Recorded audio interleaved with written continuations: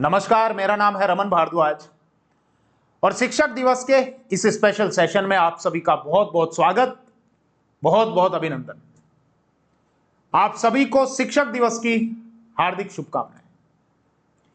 इस वीडियो में बात करेंगे एक बहादुर भील बालिका काली बाई के बारे में, जिसने अपने गुरु के प्राणों को बचाने के लिए अपने पूरे शरीर को गोलियों से छलनी करवा लिया था।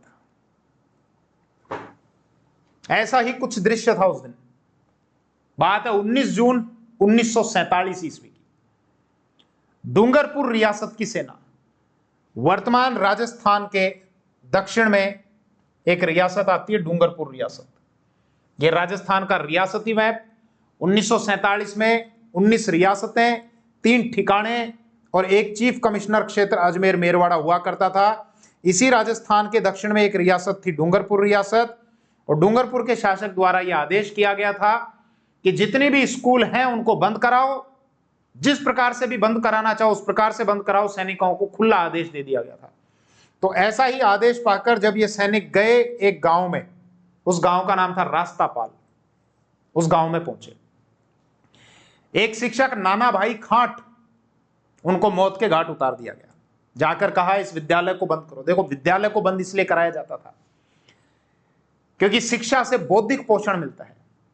बौद्धिक पोषण से व्यक्ति को तर्क करने की, विश्लेषण करने की, संश्लेषण करने की, विचार विमर्श करने की शक्ति मिलती है। शारीरिक पोषण मिलता है भोजन से, और बौद्धिक पोषण मिलता है विद्या से, विद्यालय से। तो इसीलिए शिक्षण संस्थानों पर चोट इसलिए की जाती थी। जब मुगलों ने यहां अटैक किया, तुर्कों ने यहां अटैक किया, सबसे पहले हमारे शिक्षण संस्थानों को नष्ट किया गया, उनको तबाह किया गया कि किसी भी प्रकार से बौद्धिक पोषण नहीं मिलना चाहिए इनको। खैर, इस समय तक ऐसा नहीं था, लेकिन जैसा डूंगरपुर रियासत के सैनिक पहुंचे, रास्तापाल गांव में एक शिक्षक पढ़ा रहे थे, नाना भाई खाट। उनसे कहा बंद कर दो इसको, वो नहीं माने, गोली मार दी गई नाना भाई खाट को। एक और शिक्षक सेंगा भाई खाट, सेंगा भाई खाट भी जब नहीं माने, उनको पकड़ा गया। दोनों हाथ रस्सी से बांध दिए, दोनों पैर रस्सी से बांध दिए, और बांधकर उस रस्सी को गाड़ी के पीछे बांधा गया, और फिर इनको घसीटा गया। तब तक घसीटा जाता जब तक इनकी मृत्यु ना हो जाती। इनकी एक शिष्या भील बालिका, राजस्थान के दक्षिण में आप जाएंगे, पूरा आदिवासी क्षेत्र है। भील लोग मन के बड़े, मेरे भी कुछ मित्र हैं, मिलने वाले हैं, मन के बड़े ट्रांसपेरेंट होते हैं, साफ सुथरे होते हैं, जैसे बाहर से वैसे अंदर से। खैर, भील बालिका ने देखा कि मेरे गुरु को गाड़ी से बांधकर और घसीटा जा रहा है, प्रताड़ित किया जा रहा है, और दर्द के मारे वो चिल्ला रहे हैं, करा रहे हैं।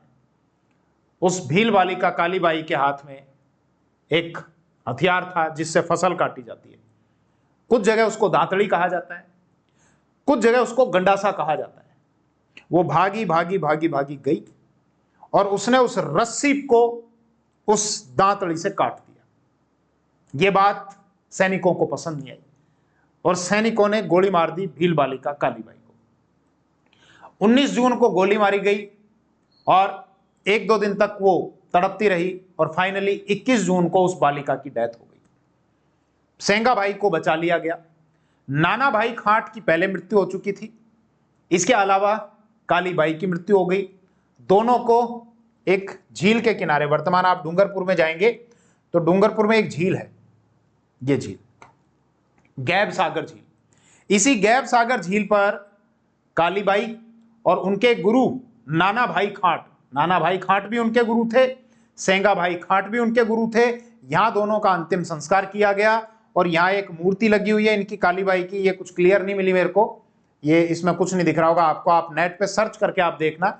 वहां दीर्घा में इनकी एक मूर्ति लगाई गई है काली बाई की, और इन्हीं के नाम से राजस्थान में शिक्षा के क्षेत्र में एक पुरस्कार भी दिया जाता है। यह गांव सूरपुर गांव, वहां पर इनका अंतिम संस्कार किया गया। कभी जाओ तो यहां पर आप भ्रमण करके आना। एक घटना और, जिसको पूनावाड़ा कांड कहा जाता है, वो हुआ मई 1947 में। मतलब ये जो घटना हुई थी रास्तापाल कांड, इससे 1 महीने पहले की घटना। शिवराम भील नामक एक व्यक्ति, वो भी स्कूल में पढ़ा रहे थे, उनको भी रोका गया कि बंद कर दो, नहीं माने तो उनको घायल कर दिया गया और उस स्कूल को तोड़ दिया गया। तो आज शिक्षक दिवस है। हमारे पूर्व उपराष्ट्रपति और पूर्व राष्ट्रपति सर्वपल्ली राधाकृष्णन का जन्म दिवस 5 सितंबर को आता है और इसी स्मृति में शिक्षक दिवस मनाया जाता है। सर्वपल्ली राधाकृष्णन के कुछ आध्यात्मिक विचार हैं, बहुत जबरदस्त हैं। उनके संबंध में आपको जरूर पढ़ना चाहिए। उन्होंने धर्म के आंतरिक और बाहरी स्वरूप के बारे में लिखा है, बहुत अच्छा लिखा है। किसी और वीडियो में इस पर चर्चा करेंगे। आज शिक्षक दिवस है तो मुझे लगा ये बहुत अच्छा टॉपिक हो सकता है। एक गुरु के लिए उसका जो शिक्षक होता है, बाकी तो होते ही हैं, कहीं से भी सीख सकता है व्यक्ति, चींटी से भी सीख सकता है, पशु पक्षियों से भी सीख सकता है। गुरु के लिए उसका सबसे बड़ा शिक्षक होता है उसका विद्यार्थी, जो ये बताता है कि आपको अपने अंदर क्या सुधार करना है। अपने विद्यार्थी से एक शिक्षक बहुत कुछ सीख सकता है। चलिए, पुनः आपको बहुत बहुत शुभकामनाएं। Thank you. जय हिंद।